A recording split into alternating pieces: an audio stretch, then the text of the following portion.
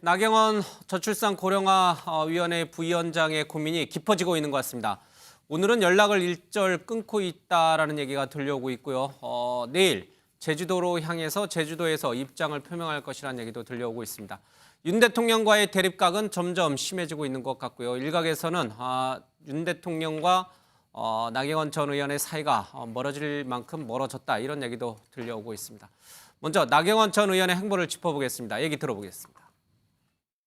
그동안의 제도는 이자를 조금 더 낮춰드리는 게 있는데 이거보다는 조금 더 과감한 정책, 일종의 원금 부분에 대해서도 일정 부분 탕감할 수 있는 부분은 없나 이런 것을 들여다보고 있습니다. 돈을 주는 것만으로 효과가 있다라고는 말씀드리지 못하겠지만 돈 없이 출산율이 제고되지는 않는다. 어제 간담회에서 부위원장이 밝힌 자녀 수에 따라 대출금을 탕감하거나 면제하는 정책 방향은 본인의 개인 의견일 뿐 정부의 정책과는 무관하고 오히려 윤석열 정부의 관련 정책 기조와는 상당한 차이가 있다는 것을 말씀드리겠습니다. 나경원 전 의원이 당대표 출마를 고민하는 동안에 기자간담회를 통해서 이 저출산 고령화의 대책의 하나로 아이를 낳을 경우에 빚을 탕감해주는 그런 안을 제시를 했습니다. 이 안을 놓고서 대통령실에서 강하게 개인의 생각이다 이런 얘기를 했고요. 윤 대통령마저도 이런 생각들은 현 정부와는 맞지 않는다 이런 얘기를 했습니다. 심지어 총리실에서 그렇게 하지 말라고 극구 말렸음에도 불구하고 나경원 전 의원이 이런 식으로 자신의 생각을 얘기한 것을 놓고선 좀 분노하는 그런 대통령 핵심 관계자의 얘기까지도 언론에 보도되고 있습니다. 자, 윤 대통령, 윤석열 정부의 기조와 다르다. 현금으로 주는 복지 정책은 효과가 없다. 이게 지금 대통령실 윤 대통령의 생각이거든요. 나경원 전 의원은 코드를 잘못 읽은 것인가? 저출산 고령화위원회 부위원장으로서 하지 못할 얘기를 한 것인가? 그런 얘기들을 좀 궁금해하는 분들이 좀 있습니다. 우리 OX로 좀 가보죠.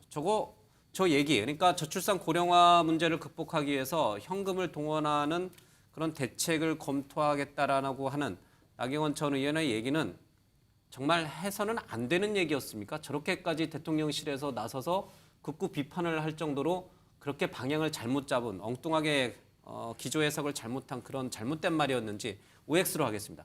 정말 부적절한 발언이었다. O. 아니다. X. 할만했다. X. 이렇게 좀 잠깐 들어봐 주십시오.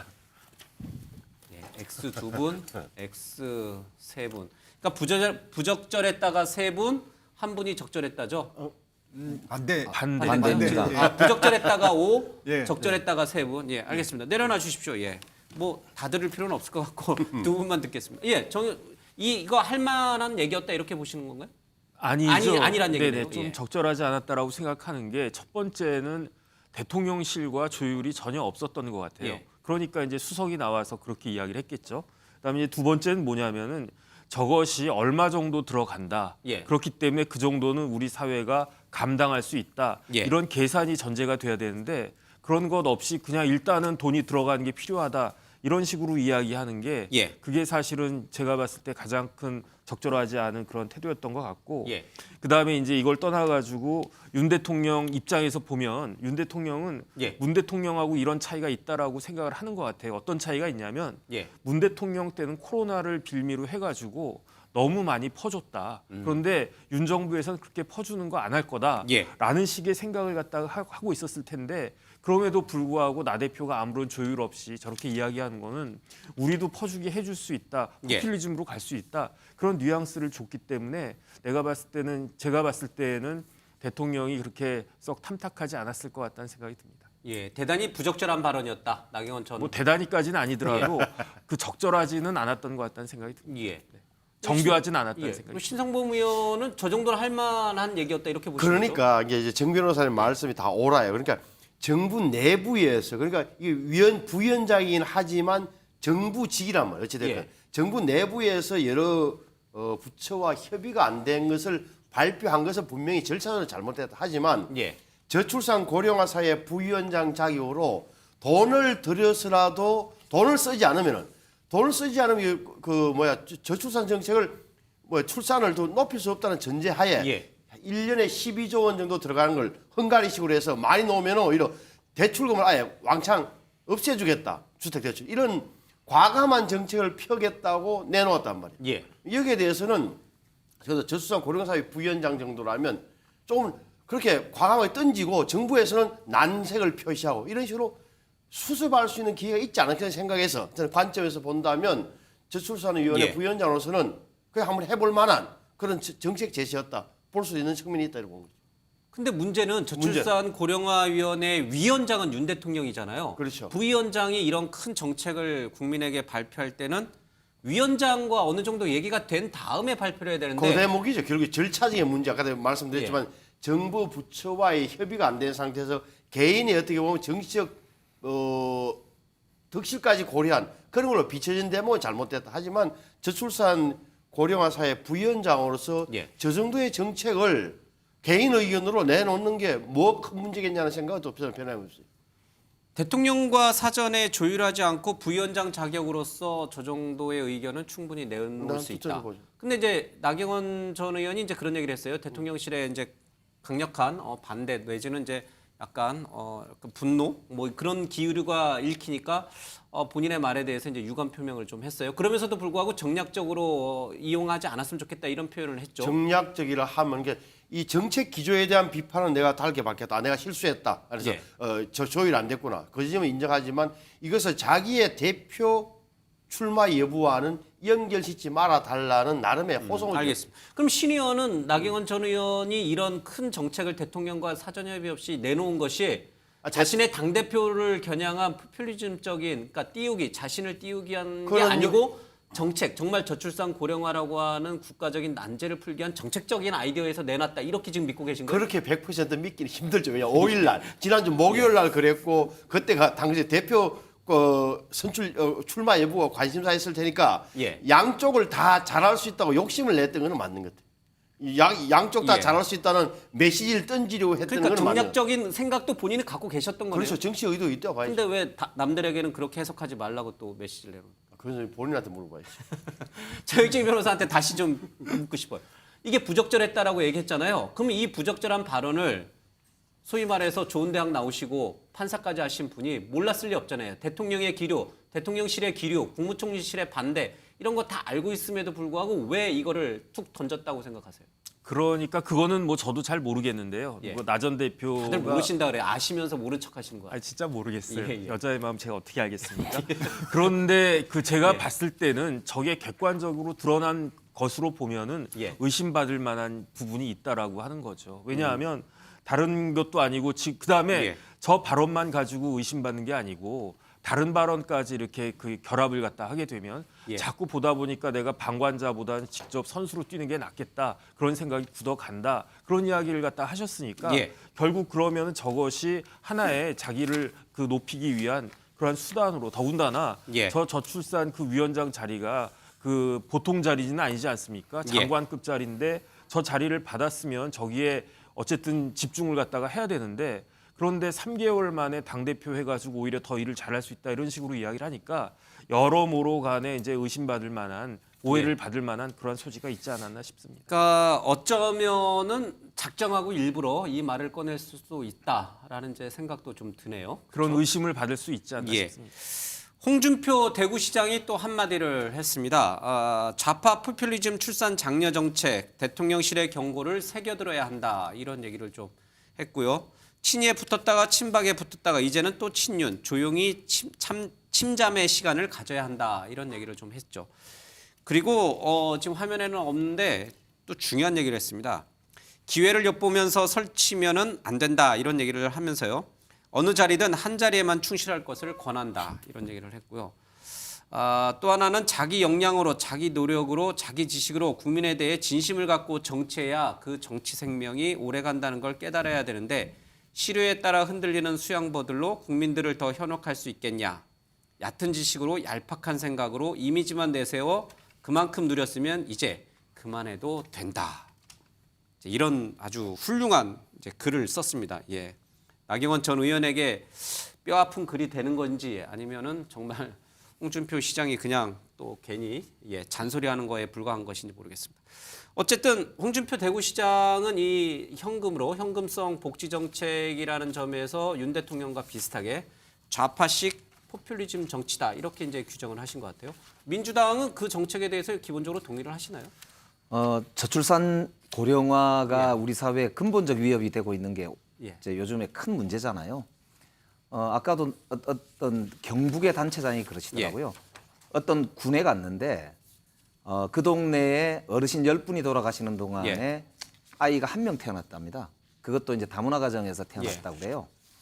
그러니까 정말로 아예 소멸될 수도 있겠다. 이런 위협을 이제 느낀다. 이런 말씀을 하시던데 우리 사회 진짜 미래 생각해 보면 이 정도 출산율 가지고 대한민국 유지되겠나 이런 이제 걱정이 될 정도 아닙니까? 그런 면에서 보면은 나경원 부위원장 말씀의 합리성 그 자체의 여부보다는 저는 뭐 충분히 하실 수 있는 말씀이라고 보고요. 다만 민주당과 궤를 같이 하는 정책입니까? 뭐 정책은 방향은 그런 비슷한 고민들이 있지요. 있는데 저는 오히려 이 문제는 정책의 합리성에 대해서 논쟁이 붙은 게 아니고 윤석열 정당을 만들려고 전당대회를 앞두고 있는데 대통령이 찜한 대표 후보 말고 여론조사에서 1등하는 나경원 부위원장이 그냥 자리에 가만히 있으면 좋을 텐데 왜 전당대회 판에 나오려고 하냐라고 하는 약간 그런 이제 소위 대통령실이 좀 일종의 약간 괘씸죄 비슷한 그런 느낌이 좀 들어요. 왜냐하면 저게 그 정치인 나경원 특히 장관급의 자리에 있는 분한테 대통령실에서 대놓고 대단히 실망했다 이렇게 얘기하는 거는 사실 굉장히 이례적인 일이거든요. 그래서 본질적으로 저는 이게 결국 전당대회를 앞두고 대통령의 마음, 윤심을 적용하는 과정에서 지금 발생하고 있는 갈등 아니냐 그렇게 보여요. 알겠습니다. 또 하나 해프닝이 좀 있었습니다. 국민의힘의 청년 당원들이 나경원 전 의원에 대해서 전당대회 출마를 촉구하는 기자회견을 했죠. 그런데 이 국회 소통관을 빌려온 사람이 다름 아니고 나경원 전 의원 쪽이었다고 합니다. 물론 이제 현역 의원이 아니니까 현역 의원에게 부탁을 해서 이제 소통관을 빌렸고 이 자리에서 국민의힘 청년 당원들이 나경원 전 의원의 출마를 촉구하는 그런 기자회견을 하게 됩니다. 이게 뭔가요? 그러니까 좀 이렇게 동원한 것 같은 느낌을 좀 주네요. 일단 출마 준비 수순으로 들어간 거고요. 근데 왜 청년 당원들을 동원합니까? 이게 이제 청년들이 지지하는 국민의힘 이런 것들이 새로운 좀 이미지를 가지고 올 수 있지 않습니까? 그런 것들 좀 고려한 것 같고요. 지금 이제 좀 나경원이 망설인 것 같으니까 이제 그런 것이 아니라 출마를 좀 굳혀가는 그런 과정이었다고 보고요. 앞에 그 홍준표 대구시장의 이제 비판 같은 경우에는 본인도 대선 후보 시절에 이 헝가리 방식의 그 현금 지급을 이야기했거든요. 근데 제가 알기로는 헝가리 방식은 이렇게 빚을 탕감해 주는 게 아니고 소득세, 아이가 셋 이상일 경우에는 소득세를 감해 주는 거 아닌가요? 좀 다르지 않나요? 약간씩은 차이가 있어 보입니다. 현금을 그러니까 주는 것과 세금을 감해 주는 건 좀 다르지 않나요? 그런데 이제 이게 만약에 우리 한국 같은 경우에는 주택이라든지 기타 여러 가지 문제가 있으니까 이제 그런 부분에 결혼 준비라든지 이런 것 때문에 이제 좀 한국식으로 된 거고 그 똑같은 정책을 할 이유는 없는데 문제는 뭐냐면 이제 홍준표 그 시장 입장에서는 나경원이 이게 당 대표가 되면 다음에 대선급 후보가 됩니다. 이 문제가 하나 있고요. 그게 싫어서 또 저런 얘기를 하신 두 거다. 번째로는 구원이 있습니다. 제가 2010년정으로 기억하는데 당시 홍준표 대표 시절에 최고위원이었던 나경원 의원 중심으로 해가지고 사퇴를 함으로 해서 홍준표 체제가 무너진 적이 있습니다. 그래서 상당히 이제 그때 홍준표 대표의 그 정치적 재기가 됐는데 그게 전원지간이군요. 그래서 그 부분에 대한 어떤 마음이 있다 이런 것들이 이제 반영된 이야기라고 저는 봅니다. 알겠습니다. 좀 뭐 얘기가 반복될 수는 있습니다만 그러면 이제 나경원 전 의원의 선택지는 무엇인가? 오늘 하루 종일 연락이 닿지 않았다고 합니다. 뭐 소위 말해서 잠수를 탔다 이런 얘기도 정치권에서 나옵니다. 내일 제주도에서 기자회견을 할 예정인데 그것도 조금 어렵다 이런 얘기가 좀 들리죠? 자, 그러면 나경원 전 의원은 어떤 앞으로 길을 갈 것인가? 유승민 전 의원처럼 윤석열 정부, 윤석열 대통령과 맞서서 본인의 독자적인 정치 세력화의 길을 갈 것인가? 아니면은 저출산 고령화 부위원장의 직을 충실히 수행하면서 다음 기회를 모색할 것인가? 우리 네 분은 어떻게 생각하시는지 좀 제가 써달라고 했습니다. 좀 올려주십시오. 뭐 얘기가 반복되는 것 같으니까 좀 짧게 얘기하고 가겠습니다. 남들 다 X 들었을 때 혼자 O를 드신 우리 정혁진 변호사부터 먼저 하겠습니다. 예, 뭐라고 쓰셨습니까? 어떤 길을 가게 됩니까? 저는 이제 나의 길과 유의 길은 다르다. 그래서 저는 아무리 나의 길, 유의 길. 그 유승민 대표하고는 아, 저 유가 유승민의 유입니까? 저는- 윤석열의 유가 아니고? 윤석열은 윤이잖아요. 예. 결국은 저는 나경원 대표가 그 윤 대통령의 그 의사에 예. 그 맞추어 가지고 처신을 하지 않을까. 아. 저는 그렇게 생각을 갖다가 합니다. 출마 안 한다 이런 뜻이군요. 그래서 출마를 안 할 가능성이 더 높아 보인다는 게 제 개인적인 생각인데 예. 왜 그러냐면은 이제 그 사실은 지금 당심에서는 여론조사가 1등을 한다고 하지만 그렇다고 해가지고 그 사람들이 객관적으로 봤을 때 예. 나경원 대표가 있기 때문에 질 선거를 이길 것이고 나경원 대표가 없기 때문에 이길 선거를 질 것이냐 그렇게 생각이 되지는 않거든요. 알겠습니다. 그다음에 결국 그 당 대표는 총선을 위한 것인데 예. 총선에서 가장 중요한 사람은 당 대표가 아니고 결국은 대통령과 대통령의 지지율 아니겠습니까? 그것을 아마 저는 나경원 대표가 잘 알고 계실 거라고 생각합니다. 근데 만약에 전당대회 나가지 않고 당대표에 도전하지 않으면 저출산 고령화위원회 부위원장 자리는 그대로 유지할 수 있는 겁니까? 지금 대통령실의 이 분위기를 보면은 도저히 함께 가기 어렵다. 이 정도로 아주 격앙돼 있는 분위기거든요. 그 자리마저 만약 뺏기면 낙동강 오리알이 되는 거 아닙니까? 그래도 무슨 대사 자리도 있고요. 그다음에 대사 자리. 설마 뭐 그 부위원장 자리를 그렇게 해촉하겠습니까? 저는 그런 생각까지 거기까지는 안 네, 간다. 네, 알겠습니다. 예, 우리 김대수 총리. 저는 이게 정치인이 이런 상황에 몰렸을 때 정치인은 이제 배짱을 가지고 자기 거를 할 때 자기의 정치가 되는데 갈 수밖에 없다. 예, 여기에서 포기한다면 그리고 제가 역대로 봤을 때 지지율 1위 후보가 불출마한 경우를 못 봤습니다. 예. 이런 경우에 만약에 이번에 출마를 못해서 자기 의사를 이런 외부적 요인, 특히 대통령실의 압력에 의해서 예. 꺾는다면 나경원의 정치는 끝난다. 저는 그렇게 생각합니다. 알겠습니다. 자, 당내에서는 어떻게 다들 생각하고 있을까요? 김기현, 윤상현 의원 얘기를 들어보겠습니다. 그럼 나경원께서 출마하실 거라고 그거는 제가 뭐 점쟁이 달인데 이거 제가 출마할지 말지를 예단하는 것 자체가 어리석은 일이라고 생각하고요. 우리 나 부위원장이 현명하게 잘 처신하고 판단할 것이라고 저는 기대합니다. 자꾸 전당대회를 보고 정책이 발언이다. 일단은 정부 측 인사 아닙니까? 정부 측 인사죠. 근데 자꾸 정부 측 기자하고 어긋나는 발언을 한다. 나경원 부위원장이 출마를 해야 된다고 보십니까? 어떻게 보십니까? 현실적으로는 출마가 예. 쉽지는 않아 보입니다. 그럼 이런 경우에는 이제 당대표 생각이 있었다면 맞기 전부터 하지 예. 않았을 게 좋지 않았냐 이런 생각이 듭니다. 예, 전당대회에 나오는 다른 주자들은 다 나경원 전 의원이 나오지 않을 것 같다라는 쪽으로 얘기를 하십니다. 안 나오는 게 좋겠죠. 지금 여론조사 1등이니까. 예, 어쨌든 부정적입니다. 자, 그러면 나머지 두 분은 또 어떻게 생각합니까? 나경원 전 의원은 어떤 길을 가게 됩니까? 제가 이제 써놓은 게 가지 않은 길 프로스트라고 써놨잖아요. 그 유명한 시인 프로스트의 시에 보면 예. 갈림길이 있었다.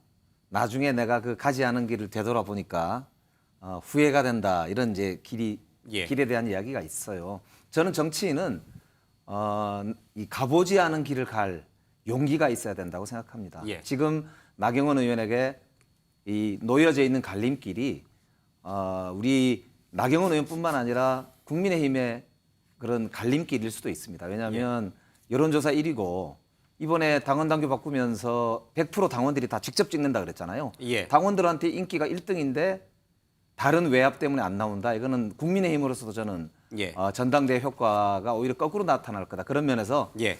저는 용기를 좀 낼 시점 아닌가 이런 생각 때문에 가지 않은 길을 한번 써봤습니다. 나중에 나경원 의원이 아마 후회할 일은 안 하시는 게 좋지 않을까. 나경원 그런 전 생각이 들어서. 의원에게 프로스트의 저 책을 선물해 주실 용의도 있습니까? 네, 제가 한번. 예. 근데 어디 계신지 몰라서. 계속 나가시라고 부채질하시는군요. 예, 신 의원님. 제가 보기에는 쉽지 않아요. 출마를 해서는 안 된다고. 뭐라고 보는 쓰신 쪽입니다. 겁니까? 이렇게 낙서도 하신 것 같은데. 비주류로 비주류? 비주류의 길 이렇게 쓰셨다가 비주류 비주류 어목하다. 이게 예. 비주류의 길을 가기 위해서는 장기적 전망과 개인적인 소신 이런 게 뚜렷해야 되고 가는 길을 굉장히 잘 봐야 되는데 지금 나경원 의원이 걸어오는 길은 우리 사회의 주류였어요. 주류에서 당내에서도 주류였다가 예. 좀 쉬고 있는 그런 사람인데 비주류의 길은 험하다. 멀고도 험하다. 예. 저는 갈 수도 없고 가서도 안 된다. 지금 야당 패널들께서 말씀하시는 저 대목은 어떻게 보면 유승민 전 의원도 마찬가지고 유승민 전 의원 나와라.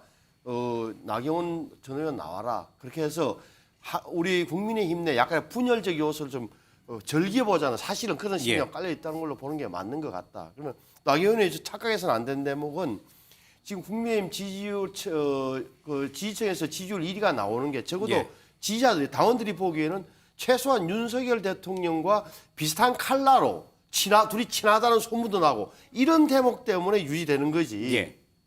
예를 들어서 윤석열 대통령이냐 나경원 전 대표냐 저는 선택하는 기로에 서게 되면 제가 빠질 수밖에 없는 대목이 있는 거예요. 그래서 저는 그런 대목이 현실적으로 좀 판단하는 게 맞다라고 봐요. 그리고 지금은 뭐라 그럴까 물론 이게 친윤 이른바 완전히 친윤 세력이 독주하는 것도 당원들도 싫지만 그렇다고 해서 뭐라 그럴까 이게 완전히 또 그 나경원 전 의원마저 비윤 또는 반윤의 길을 가는 이 대목은 당원들 입장에서도 좀 익숙하지 않은 장면이 돼서 혼란을 겪을 거다. 그렇게 본다면 적어도 양쪽 다 미안하지만 대통령실이나 친윤 계열 쪽에서 너무 나경원 전 의원을 혹독하게 비판하지 말고 명예로운 퇴진의 길을 열어두면 좋겠다. 다시 말하면 포기하는 쪽으로 유도를 해야 맞는 거지. 여기에 대해서 자꾸 욕심 차린다 이런 식으로 해서 공격하는 것은 저는 오히려 당력을 떨어뜨리는 길이라고 봐요.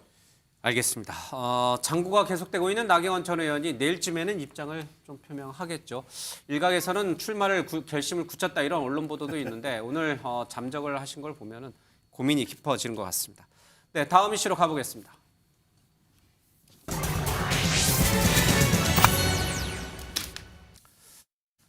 이재명 대표의 내일 소환을 앞두고 당 대변인직을 맡고 있는 김의겸 더불어민주당 의원의 얘기가 계속 회자가 되고 있습니다. 이른바 이 청담동 술자리 의혹과 관련해서 한동훈 법무장관이 10억 원의 이 민사 소송도 제기를 했죠. 그런데 이 주말에 한 프로에 나와서 자신은 굉장히 자신이 있다, 이길 수 있다 이런 얘기를 했습니다. 그 근거가 무엇일까 좀 살펴봐야 될 것 같습니다. 먼저요, 김의겸 의원의 얘기를 좀 들어보겠습니다. 태도에 대해서는 어떻게 생각하십니까? 마음에 안 들죠. 물론 정치적인 배경이 있겠죠. 질문이 들어왔을 때 오히려 그걸 막 더 적극적으로 반격을 함으로 인해서 자신들의 지지층의 호응을 끌어내고 향후 뭐 정치적 입지 이런 것까지 생각한다라고 생각을 하지만 그런 계산 이전에 좀 자기중심적이고 또 모든 걸 적대적인 관계로 해석하고 그렇게 받아들이는구나.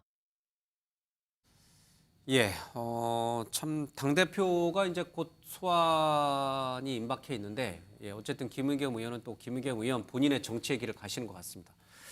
뭐 나오는 거 다른 프로에 나와서 뭐 본인 얘기하시는 게 뭐가 잘못됐겠습니까만은 어쨌든 이길 수 있다라고 하는 저 근거는 뭡니까, 정혁진 변호사님? 글쎄요, 제가 봤을 때는 이기지 못할 가능성이 100%입니까? 훨씬 더 커 보이는데 뭐가 100%입니까? 일단은 저기 이제 이런 그 법적인 문제가 생겨가지고 변호사를 찾아가잖아요.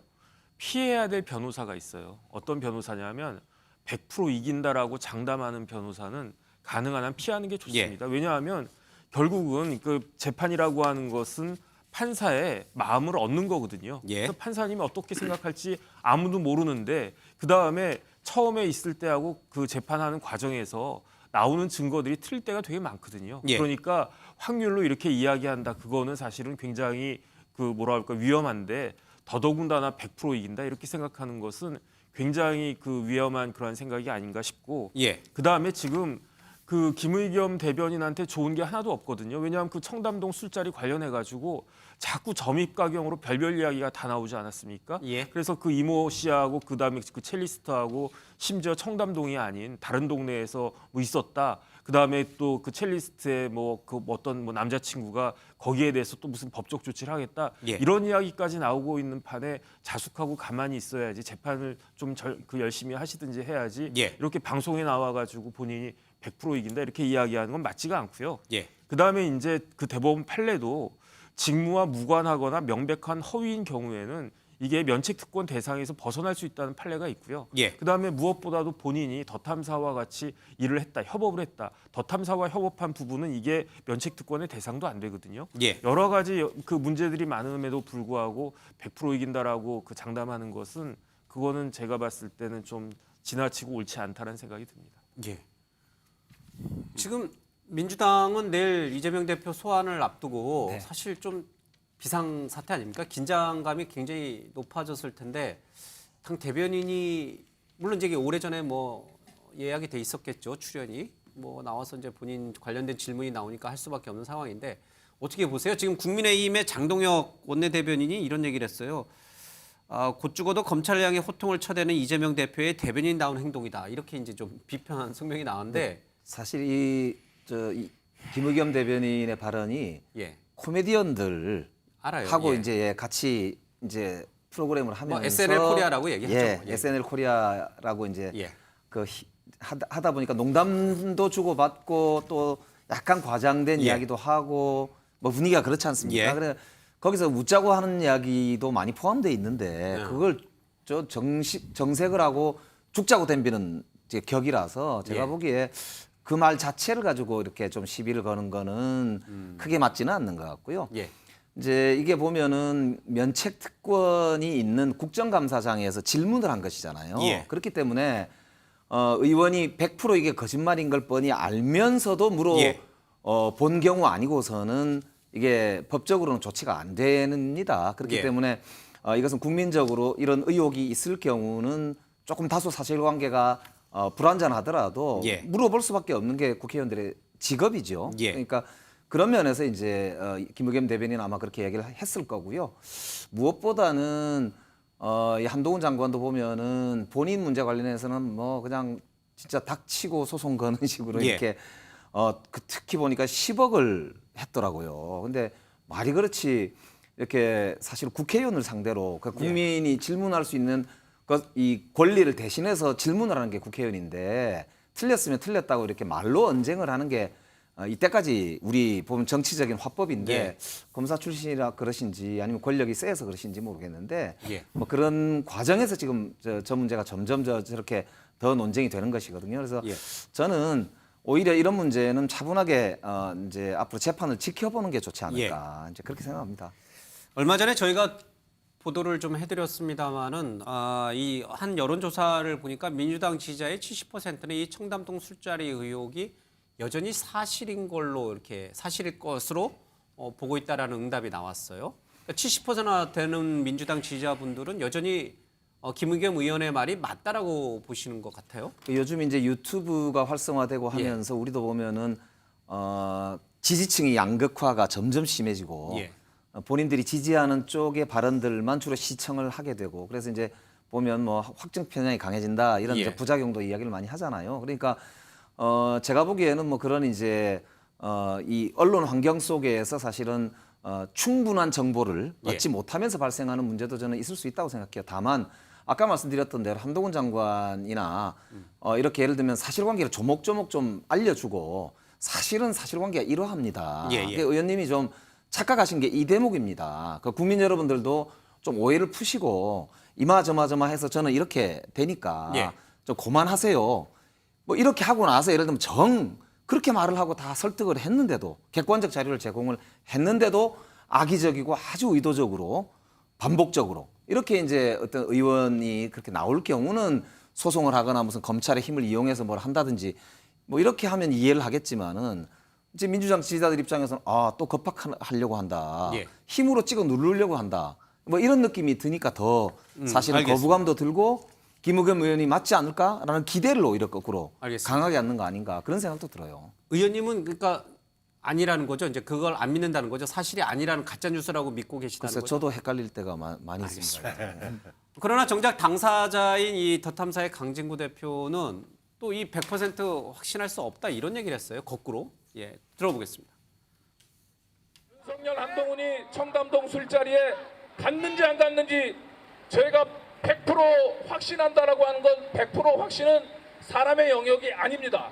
그럼에도 불구하고 저희는 이 청담 게이트를 서둘러 덮으려고 하는 윤석열 한동훈의 그 초조함 속에서 저들이 이 청담 게이트에 절대 떳떳할 수 없다라고 하는 사실들을 알 수 있었고, 이 윤석열 정권의 아킬레스건인 청담 게이트에 반드시 끝까지 추적해서 진상을 밝혀내야 된다라고 하는 각오를 더욱 다질 수 있었습니다. 자, 이게 요약을 해보면은 청담동 술자리가 실제로 있었는지 여부는 100% 확신할 수 없다. 그건 신의 영역이다. 그러나 저 술자리 게이트를 서둘러 덮으려고 했던 것은 사실이다. 본질이다. 그게 오히려 이 사건의 본질이다. 뭐가 무서운지 서둘러서 덮으려고 했다. 이 얘기거든요.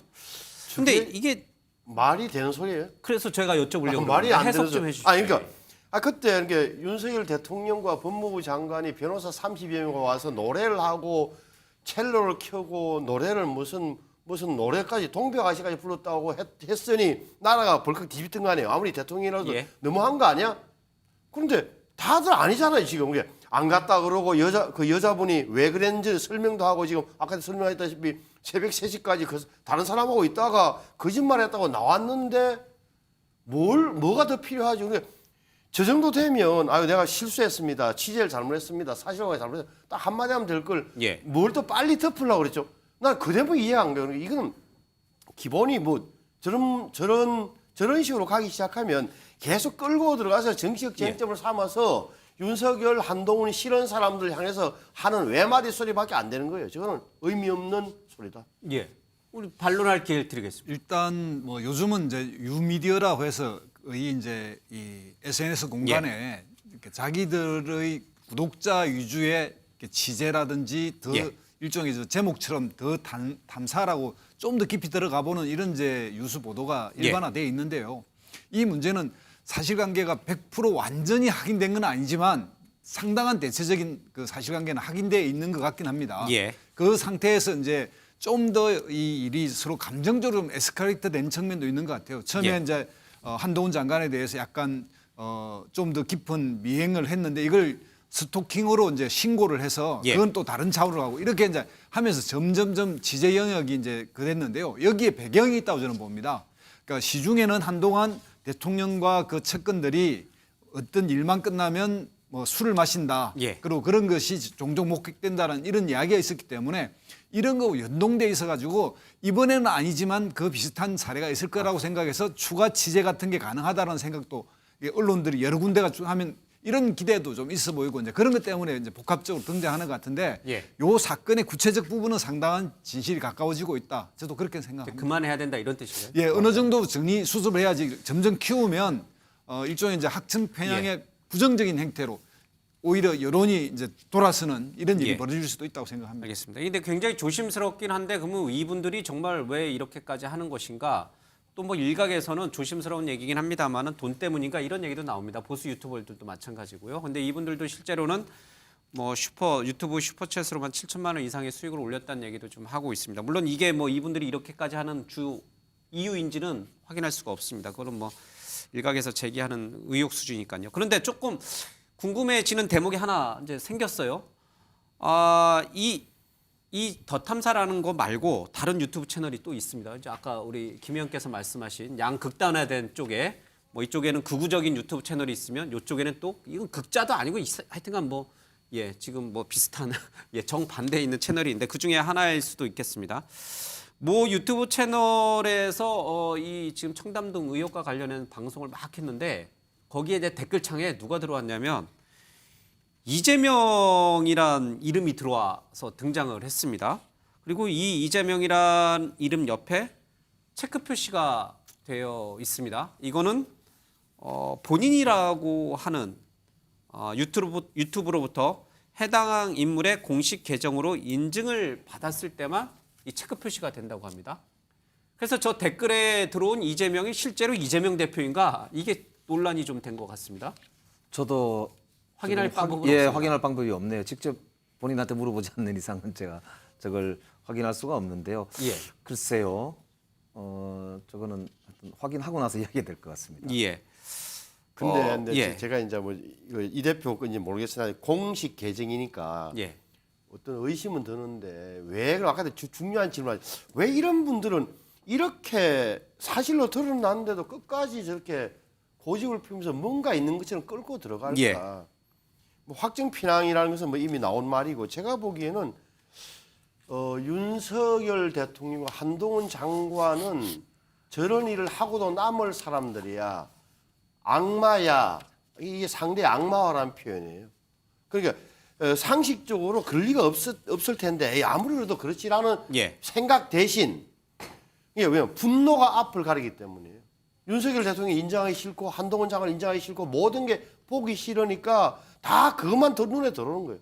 믿고 싶은 것만 믿는 애 예. 전형적인 행태. 다른 분석이 필요 없어요. 이렇게 길게 이야기할 것도 없다. 예. 거의 제가 병적 수준으로 보는 게 맞아요. 근데 이 유튜브 채널 진행자 김모 씨가 뭐 이 성담동 술자리 의혹도 얘기하고 또 성남 FC 의혹과 관련돼도 얘기하는데 이 이재명이라는 이름을 쓰고 있는 이 채팅방에 이재명 이름이라고 올라와 있는 이 분이 이런 얘기를 좀 했습니다.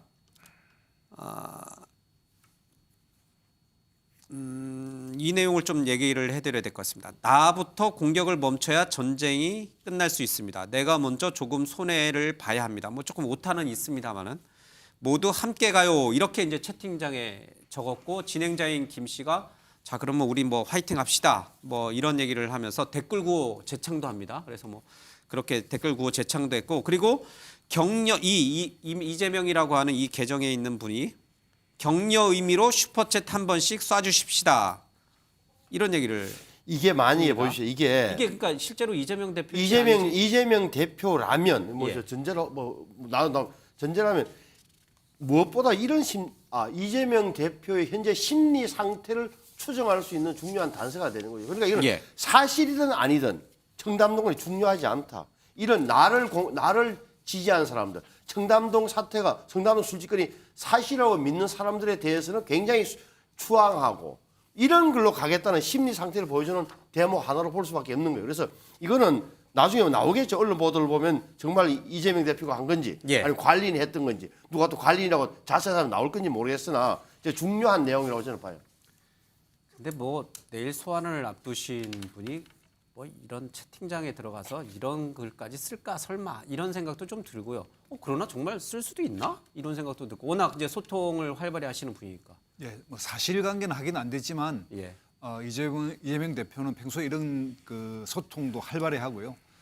이러한 유튜브에 예. 충분히 들어가서 댓글을 달 수도 있습니다. 그런데 문제는 이제 그 주제가 정확하게 이제 청담동 문제만 있었냐면 다른 예. 이제 종합적인 걸 다루기 때문에 거기에서 본인의 어떤 뭐 지지나 응원 이런 이야기에 댓글 이제 연결되어 있다고 보고요. 예. 그런 측면에서 아주 뭐 예를 들면 그 무리한 게 아니라 어느 정도 이런 뉴스를 다루는 유튜브에 본인의 의사를 밝히는 정도, 예. 뭐 그 정도의 어떤 선에서 했다. 그러나 이제 당 대표가 너무 이런 자세하고 꼼꼼한 데서 자기 의견을 밝히면 이 정치적으로 이게 큰 일을 해야 되는데 예. 이런 데서 공격을 받을 수도 있고 또 오해를 생길 수 있으니까 좀 뭐 완전히 잘한 일은 아니다. 저도 그렇게 생각합니다. 이게 본인인지 아닌지는 아직 확인 안 됐습니다. 예, 그렇습니다. 예. 알겠습니다. 이제 유튜버들의 정치적 양극화, 극단적 진영 논리에 빠져 있는 유튜브에 또 심취해 있는 일반 많은 시청자들 얘기를 좀 하고 있는데요. 하나 더 짚어봐야 될 것 같습니다. 보수 쪽입니다. 이번에는 오늘 김기현 의원의 이 38 전당대회 캠프 개소식에 여러 보수 유튜버 채널들이 라이브 생중계를 했죠. 그 가운데는 이번 전당대회 최고위원으로 출마하겠다 이렇게 밝혔던 곳도 좀 있습니다. 자, 신의 한 수도 좀 그렇고요. 자, 이 얘기를 들어보겠습니다. 네, 김기현 후보입니다.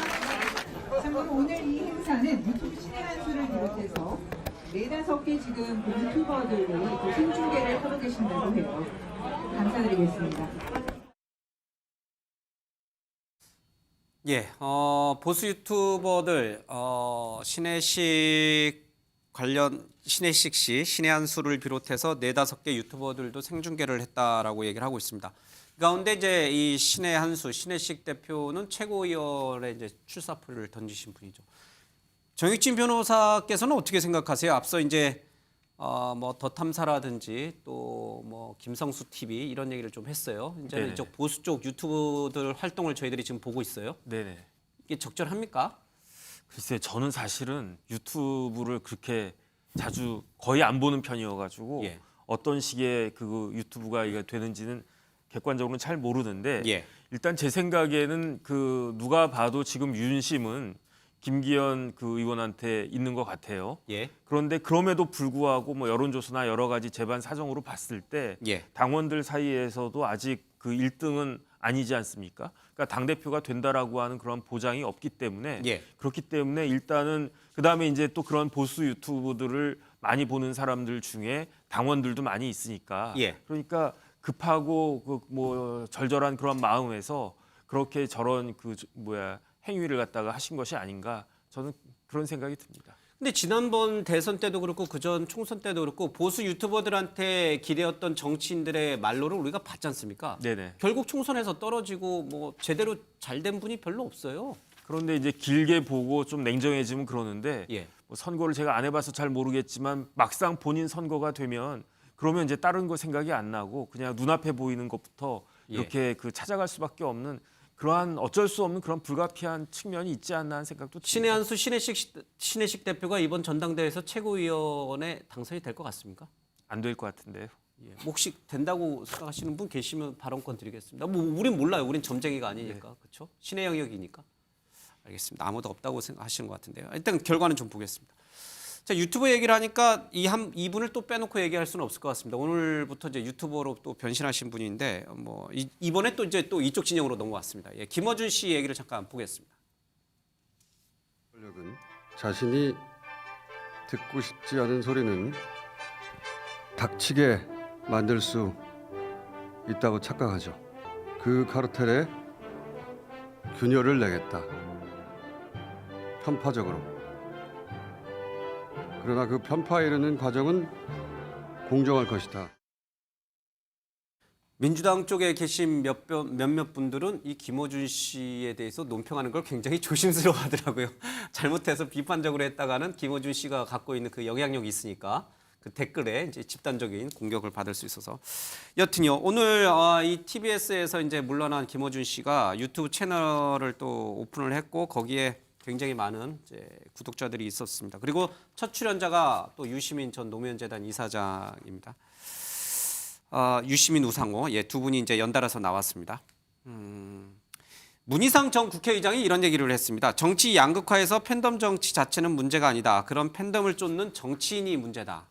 김어준 씨나 가세연, 이건 뭐 가로세로 연구소를 말하는 거죠. 김어준 씨나 가세연 등 방송에 출연하는 정치인들은 참으로 한심하다. 뭐 참으로란 말은 제가 붙였습니다. 한심하다. 국가 경영을 할 자격이 없다. 이런 표현을 문희상 전 국회의장이 했습니다. 근데도 보면은 이런 보수 또 극우 또 이 극자라고 하긴 좀 그렇습니다만 이런데 김어준 씨 열심히 나가요. 정치인들이. 나가가지고 또 시원하게 자기 할 말 하세요. 문희상 전 국회의장의 이 준엄한 충고는 그냥 공허한 메아리예요. 우리 김영배 의원은 안 그러시죠?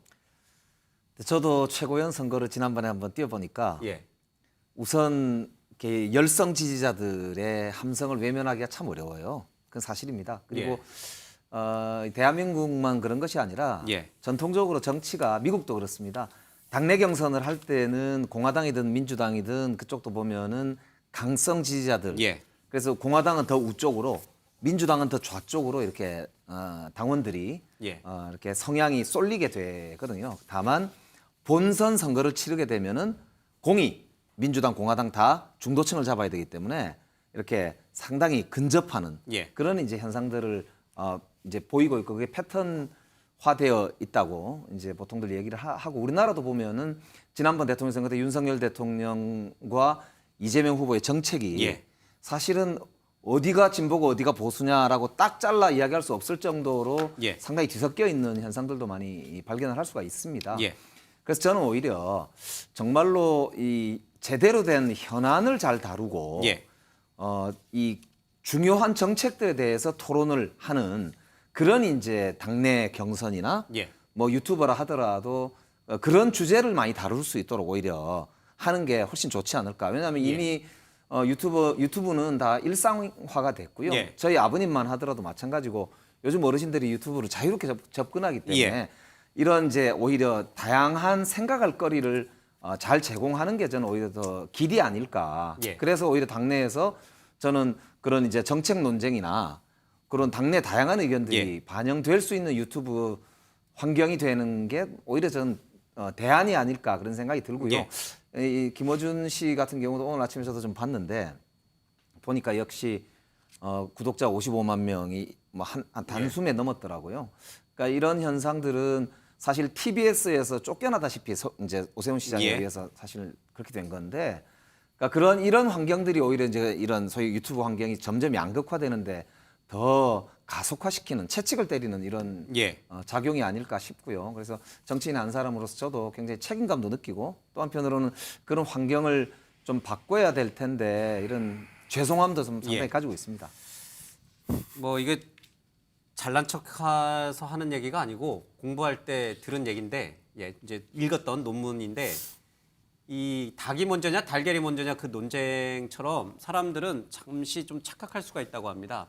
저런 보수 유튜버 또는 극자 유튜버, 이런 어떤 유튜버들이 점점 언론 환경을 그렇게 만들어서 우리 사회가 정치적으로 양극화된다고 생각하는데 그게 아니고, 정치인들이 하도 양극화되니까 저런 언론들이 만들어지고 거기에 또 우리 시청자들은 그걸 보면서 정치적으로 양극화된다. 그러니까 이 모든 출발은 정치인들에게 있는 거지 언론 환경이 그렇게 사회 문화를, 그렇게 정치 문화를 그렇게 만들어가는 게 아니라는 거예요. 동의하시죠? 예, 저도 학문적으로도 그런 요즘 논문들이 꽤 있는 것으로 알고 있고요. 실제 정치를 해보니까 그런 게 느껴져요. 맞아요. 그래서 오히려 정말로 훌륭한 정치 지도자가 탄생하는 게 대한민국의 미래를 위해서도 참 중요하다 이런 생각이 들고요. 예. 지금 전당대회를 국민의힘 측에서 치르고 있기 때문에 아까 제가 가지 않은 길 뭐 이런 말씀도 드려봤는데 정말 이제 대통령은 뭐 윤석열 대통령이 당선이 됐기 때문에 예. 지금 중요한 거는 차기 지도자 또 지금부터 이끌어갈 지도자 아닙니까? 그러니까 저도 그렇고 예. 이제 우리 당내에서도 우리 정치인들이 이제 예. 각성할 때 같습니다. 예. 근데 김 의원께서 이게 솔직하게 현실 정치를 하시면서 어려움을 말씀해 주시니까 다행이라고 생각하고, 저도 뭐 가만히 보면 정치인의 책임이 크다고 하지만 사실은 요즘 언론은 이른바 레거시 미디어, 전통 미디어를 포함해 전부 다 이 쇼트에 빠져버린 거예요. 그러니까 보십시오. 전부 다 각이 서는 사람들만 출연시키잖아요. MBN도 뭐 제가 MB 꼭 그런 게 아니라 방송사 출연을 보십시오. 민주당 패널이야, 여당 패널이야, 야당 패널이야. 그 민주당 중에서도 누구야? 이재명 친명이야, 아니야? 보수 패널 가운데서도 친윤이야, 아니야? 이렇게 가르잖아요, 사실은. 부끄러운 내용이 있는 거예요. 그리고 방송사마다 각을 세워서 열심히 싸우십시오. 그래 싸워야 시청률이 올라간다고 이야기 하잖아요. 저는 안 합니다. 물론. 네. 인정하는데. 저 싸우는 거 싫어합니다. 이런 대목이 있는 거다. 그러니까 유튜브마다 전부 다 뭡니까? 난리 났네, 폭망, 폭로. 이렇게 알겠습니다. 자극적 제목을 하고 그걸로 슈퍼챗이라는 돈을 벌어가고는 이 채널이다. 제가 보기에는 언론의 책임이 더 커요. 저도 한마디 하겠습니다. 아니 갑자기 이게 언론학 시간이 아닌데. 아니, 예. 그러니까 정치인이 문제가 아니고요. 정치인을 그렇게 만들어가는 선거제도. 예. 그러니까 그런 제도에 의해서 정치인들도 점점 그쪽 이동하고 그 이동에 따라서 유튜브나 기타 언론도 이동하고 있는데, 그래서 정치개혁 제도를 바꾸는 게 중요합니다. 알겠습니다. 어쨌든 유권자가 양극화된 것이 원인이 아니라 정치가 양극화되면서 유권자도 양극화되고 그 양극화된 유권자들이 자신들이 좋아하고 듣고 싶은 그 방송, 언론 매체를 찾아다니고, 그래서 더 극우적인 또 이 극자적인 유튜브 채널이 더 활기를 피는 것 같습니다. 너무 언론학개로운 시간이었던 것 같습니다. 다시 좀 돌아오겠습니다. 정신 차리고. 자, 장경태 민주당 최고위원 얘기를 좀 하고 가겠습니다. 김건희 여사의 이른바 일본 건축가와의 이 서한을 교환했던 걸 가지고 또 문제를 삼았습니다. 들어보겠습니다. 본인이 일본 건축가와 한일 교류에 기여하자는 서한을 주고받았다고 하는데, 네, 요번에. 전 딱 이거 보면서 또 일본에 뭐 하는 게 있나 오히려 의혹이 들 정도로, 어쨌든 그냥 또 재작년이죠, 이제 대선 후보 시절에 본인은 조용한 내조 하시겠다고 하셨잖아요, 대통령께. 그러다 보니까 이번에도 해외 순방 갔다 오는데 저는 윤석열 대통령 해외 순방인지 김건희 여사 해외 순방인지 모를 정도였습니다.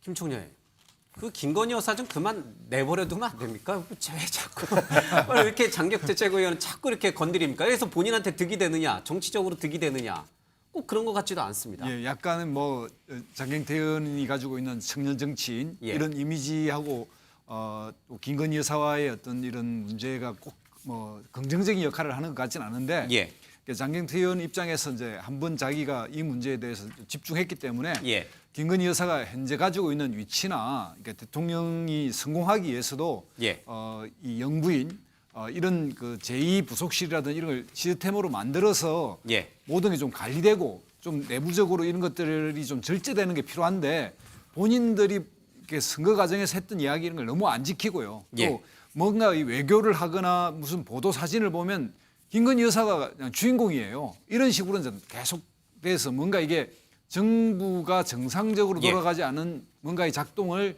그 역할을 하고 있지 않느냐 이런 이제 의심이 들기 때문에 장경태 의원이 이제 이런 지적을 한다고 보고 들고요. 김건희 여사 쪽도 이쯤 됐으면 정말 그 제도의 어느 정도 시스템을 만들고 본인도 그동안 했던 입장을 좀 바뀌었으면 바뀌었다. 난 이렇게 하겠다. 이런 것도 밝혀서 국민들에게 납득을 시킬 수 있어야 한다고 봅니다. 정희진 변호사는 어떻게 생각하세요? 이 장경태 최고위원이 김거수 여사의 일거수일투족을 보고 있는 것 같아요. 그러니까 이제 조그만 원 가지고도 다 일일이 꼬투리 잡는 게 좀 너무한 거 아닌가 하는 생각이 드는 게 안도 다다오라고 하면은 굉장히 유명한 건축가 아니겠습니까? 뭐 일본 사람인지 여부를 떠나가지고 굉장히 유명한 우리나라에도 잘 알려진 그러한 건축가인데 그런데 또 개인적으로 건강이 몹시 안 좋았다는 거잖아요. 그런 분한테 응원의 그 서한을 보낸 것이 저렇게까지 욕먹을 일인가 저는 그런 생각이 들고요. 그다음에 다른 걸 떠나가지고 또 일본이기 때문에 저렇게 이야기를 하는 건가? 저는 굉장히 국회의원이 그렇게 푹 좁은 시각으로 정치를 하면 아직도 젊은 분인데 조금 안타깝다 그런 생각이 듭니다. 알겠습니다. 그러면은 이 사안은 어떻게 보십니까? 이 사안도 좀 좁은 시각인지 모르겠습니다. 윤 대통령 부부를 풍자한 그림 전시회가 이제 국회에서 열릴 예정이었습니다. 뭐 과거에 박근혜 전 대통령 때도 표창원 전 의원이 이제 그런 비슷한 전시회를 해서 좀 논란이 됐었고, 뭐 노무현 전 대통령을 풍자했던 그런 인형극을 또 그쵸?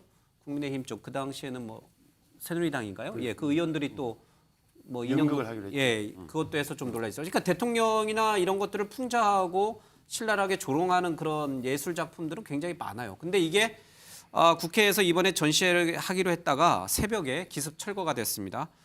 철거한 주체는 국회 사무처입니다. 그런데 지금 국회의장은 민주당 소속이었던 임지표 의장이고 그리고 사무총장은 뭐 나름 민주당의 정책통이라고 불리는 이광재 의원이 사무총장인데 직접 얘기를 좀 들어보고요. 논평을 한마디씩 좀 듣겠습니다.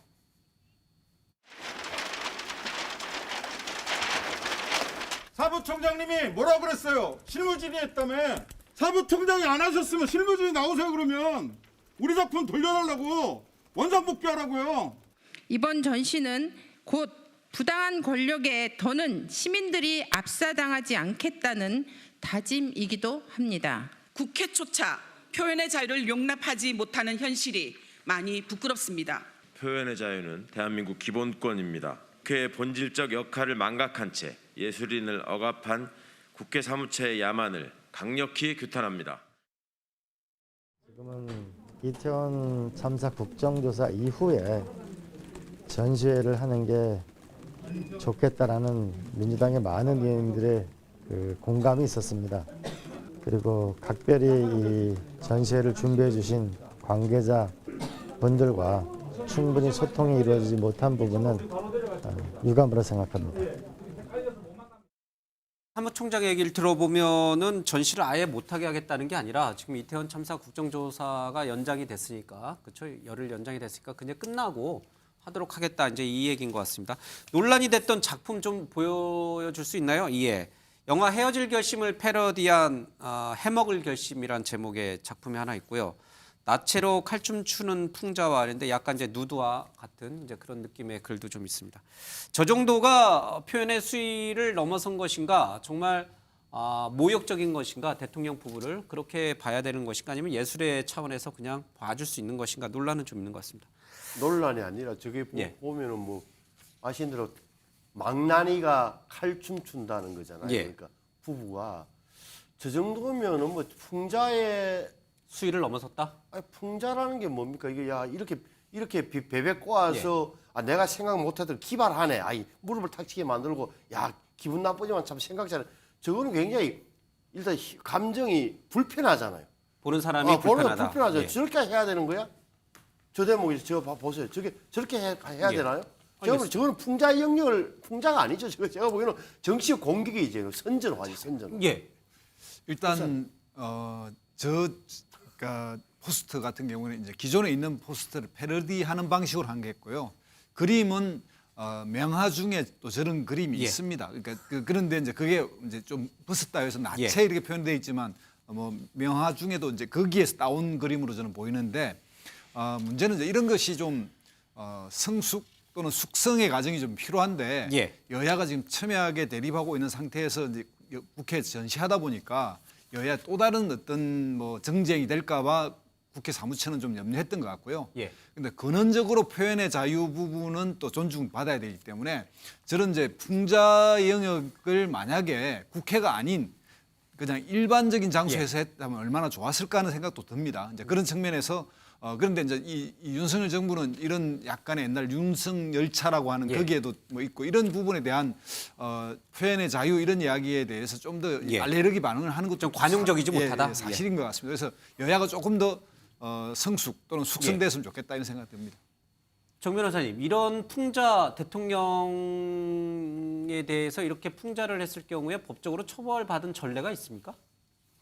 처벌받은 전례는 제가 잘 기억은 안 나는데 없는 것 같죠? 예. 일단은 우리나라 헌법에는 언론 출판의 자유가 있고요. 그 언론 출판 자유의 하나로서 표현의 자유를 인정을 하고는 있는데 그런데 우리 헌법에도 한계를 명확하게 두고 있어요. 어떤 한계냐면 타인의 명예나 권리를 침해하면 안 되고 그다음에 공중 도덕이나 사회 윤리를 침해하면 안 된다. 그다음에 만약에 이렇게 침해했을 때에는 피해자한테 배상을 해야 된다라고 헌법에 명시적으로 규정돼 있거든요.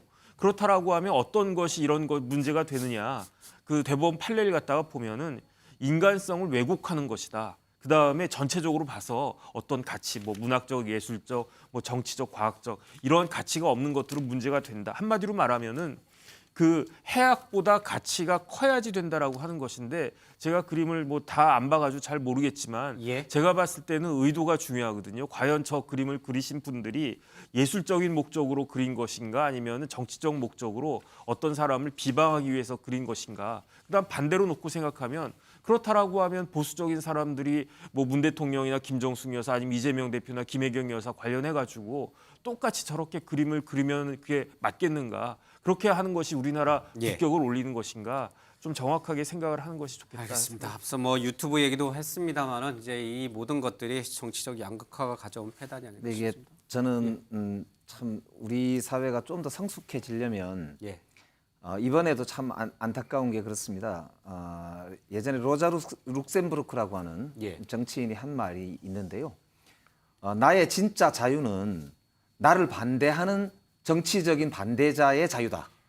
이렇게 이제 이야기를 했어요. 즉 나를 반대하는 사람들이 가진 자유, 그게 바로 내가 가진 자유와 같은 자유다. 그러니까 상대를 인정하는 거잖아요. 그러니까 이제 사실은 대통령 정도 되면 온갖 비판을 많이 받습니다. 우리 정치인들도 뭐 동네 다녀도 마찬가지지만 당연히 공인이기 때문에 오해에 의해서 그럴 수도 있고 뭐 비판을 받거든요. 그리고 열린 사회에서 가장 중요한 것은 결국 희극 그리고 비극 이제 이런 데서 나오는 그런 이제 웃음과 눈물 속에서 사실 상상력도 만들고 에너지를 만드는 거라서 저는 요만큼의 비판이나 이런 걸 허용하지 못하는 현재 우리 문화 가지고 만약에 선진국으로 갈 수 있냐 이게 참 안타까운 점이 있습니다. 그래서 표현의 자유는 폭넓게 보장돼야 된다고 보고요. 다만 민주당 내에서 아까 이광재 사무총장이 이야기하는 데 보니까 국정조사가 지금 쉽지 않게 굴러가고 있는 상황에서 이게 혹시라도 국정조사에 영향을 줄까 봐 민주당 내에서도 그런 이제 약간의 시기 조절 이야기가 있었다가 아까 이야기 나왔잖아요. 그러니까 좀 사무처에서 너무 일방적으로 결정을 하면서 소통이 제대로 안 돼서 지금 약간 저런 이제 어찌 보면 결정이 제대로 안 된 뭐 아쉬움 같은 거는 좀 있는 것 같아요. 알겠습니다. 자, 마지막으로 이재명 대표 내일 출석 얘기를 들어보겠습니다.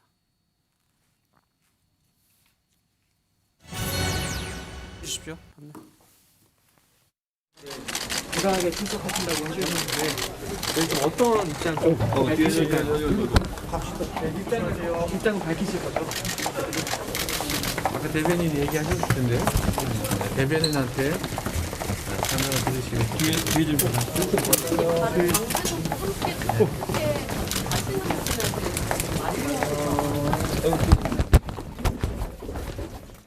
성남지청에 최고위원분들 전부 다 가신 건가요? 그 부분은 뭐 아직 이렇게 딱 결정이 된 바는 없습니다. 대표님께서는 그 문제에 관해서 이제 특별하게 이렇게 뭐 많이 이렇게 오는 거에 대해서는 조금 만류하는 분위기인데 당내 최고위원들이나 당내 의원들 분위기는 전체적으로 좀 많이 좀 가야 되는 거 아니냐 이렇게 얘기를 하고 있어서 어느 정도 범위에서 참여할지는 정확히 잘 모르겠습니다. 예, 내일 오전 10시 30분 이재명 대표가 헌정사상 처음으로 현직 야당 대표로서는 헌정사상 처음으로 검찰 소환조사를 받습니다. 성남지청에서 받는데 이재명 대표가 내일 출두를 하면서 포토라인에 서서 어떤 대국민 메시지를 내놓을까? 뭐 네 분에게 좀 여쭤봤습니다. 먼저 우리 김두수 총장님부터 보겠습니다. 일단 뭐 메시지는 이제 3년 전에 예. 종결되고 무혐의 난 사건을 다시 한번 끄집어내서 과거 행정 행위에 대한 적극적 행정을 한 거에 대한 어떤 이런 비상식적인 게 들어왔기 때문에 이제 그 부분이 법적으로 부당하다. 그리고 이게 제3자 뇌물까지 가려고 하면 상당히 의도성을 가지고 이걸 해야 되는데 시민구단에 대한 이 기본적인 지지 지원은 단체장이 그 기본 임무에 속하기 때문에 이제 그런 메시지를 남길 거라고 보고요. 다만 이런 지지자들이 이제 많은 응원이 힘이 되는 건 사실인데 너무 지나쳐서 이게 만약 넘치면 과욕불급이다. 예, 과욕이 되면 또 모자란 맛 못하기 때문에 그런 점을 좀 더 주의했으면 좋겠다 생각이 듭니다. 우리 김영배 의원. 예, 저는 제 1당의 대표로서 여야 영수회담도 여러 차례 요구했지만은 지금 한 번도 사실 답이 없지 않습니까? 이제 제발 좀 야당 탄압 그만하고 일 좀 합시다. 국민 여러분 진짜 이제 국회가 일 좀 하도록 도와주세요라는 저는 메시지를 낼 것 같아요. 특히 본인 이제 소환 조사하는 자리에서요? 그렇습니다. 이제 왜냐하면 뭐 사실 사건으로 보면 이 건 말고도 앞으로도 줄줄이 대기하고 있습니다. 예. 그러니까 이럴 때마다 야당 대표 모욕 주고 또 뭐 범죄 혐의자처럼 계속 포토라인 세우고 그러니까 그렇게 할 거는 아니지 않습니까? 하려면 진짜로 빨리 좀 정리를 하고 있는 건 있는 거대로 없는 건 없는 거대로 빨리 정리를 좀 해야 될 텐데 그래서 사실 이게 야당 탄압 프레임 가지고 총선 때까지 가려고 하는 의도를 보이고 있다 이런 것도 있으니까 이제는 정말 빨리 정리하고 좀 일 좀 합시다. 예, 일 좀 합시다. 이 이야기 하지 않을까 싶습니다. 알겠습니다. 예, 우리 신혜원. 저는 뭐 이재명 대표가 뭐라고 하는지 별로 뭐 말씀하시겠지만 관심이 없다고 그래요. 중요한 얘기는 아니고 자 내일은 성남지청 가고 다음에는 중앙지검 가고 뭐 이렇게 예정돼 있는데 내일 예를 들어서 당 지도부와 당원들이 많이 뭐 대표님 힘내십시오 한다 칩시다. 그러면 냉정하게 말하면은 그 환호가 끝난 다음에는 검사방에 들어가서 차도 안 마신다 부자와 안 마신다니까 자 조사받을 때 혼자 냉정하게 변호인과 같이 앉아서 조사받는 거예요. 여러분 저렇게 많이 응원해 주면 어떤 힘이 될까요? 힘이 될까요? 그러면 다시 말하면 검찰이나 검찰 간부들이 야 야당 지지자들이 많이 와서 우리가 주눅든다. 이거 나중에 잘못되는 거 아니야? 이렇게 생각할까요? 아니면 더 호성심에 더 강하게 나올까요? 두 번째, 국민들은 어떻게 볼까요? 아 야당 대표 저렇게 김영삼 전 대통령이 이래로 야 야당 처음이야 야당 대표 검찰이 손대는 게 이렇게 생각하면서 힘을 보탤까요? 아니면은 다르게 생각할까요?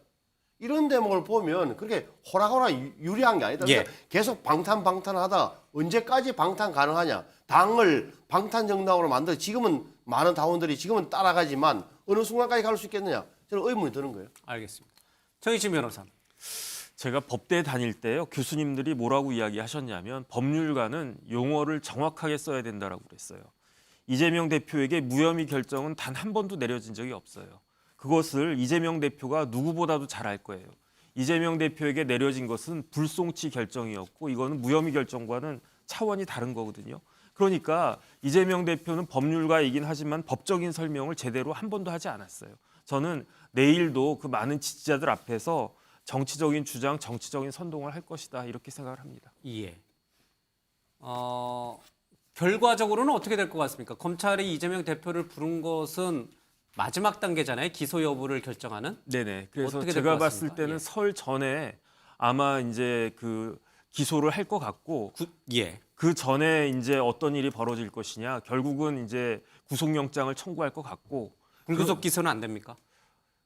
제가 봤을 때 금액이 너무 크고요. 첫 번째 예. 받은 금액이 성남 FC가 받은 금액이 뭐 180억이라고 하니까 그 다음에 그렇게 특혜를 준 기업들한테 돌아간 특혜가 너무너무 커요. 다 합치면 제가 봤을 때 몇천억 거의 1조 가까운 돈이 되지 않을까 싶은데 거기에다가 이재명 대표가 혐의를 부인하고 있기 때문에 이런 경우에는 신병 처리를 갖다가 하는 것이 아마 원칙일 예. 것 같고 그렇게 알겠습니다. 되면 또 다시 이제 그 방탄국회 체포동의안 관련해 가지고 이야기가 나오지 않을까 싶습니다. 알겠습니다.